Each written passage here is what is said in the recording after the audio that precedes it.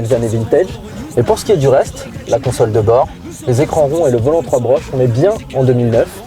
De nombreuses commandes sont présentes sur le volant, la console de bord est dotée d'un chargeur 6 CD, et même si l'interface n'est pas très simple d'utilisation, l'instrumentation est plutôt complète.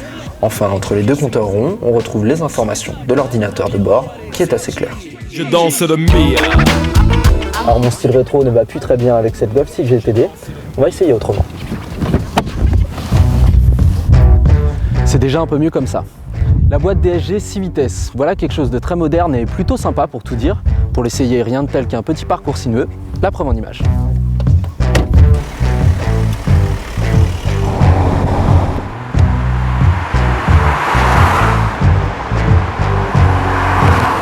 Jouer au flipper, c'est en somme ce qu'évoque le passage de vitesse sur la DSG. En mode sport, les reprises sont phénoménales. Les sorties de virage sont même plus révoltées qu'avec la version GTI, vu que le couple maximal est disponible dès 1750 tours minute et jusqu'à 4500 tours. On regrette cependant un tempérament un peu feutré, notamment en fin de rapport.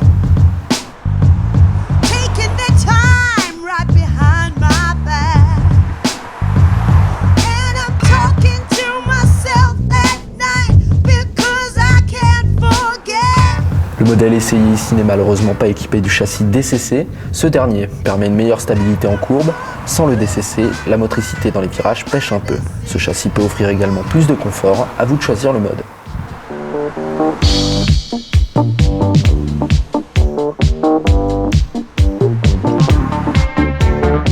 Mais l'avantage qui fait rougir la GTI, c'est la frugalité de ce diesel. On n'excède pas les 5,3 litres au 100 en mode mixte. La boîte DSG en mode économique joue de 4 rapports pour consommer encore moins.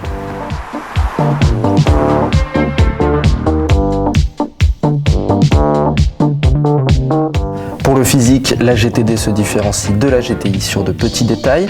La double sortie d'échappement se trouve sur le côté et on retrouve, comme d'habitude, le liseré chromé équivalent mazout du liseré rouge GTI.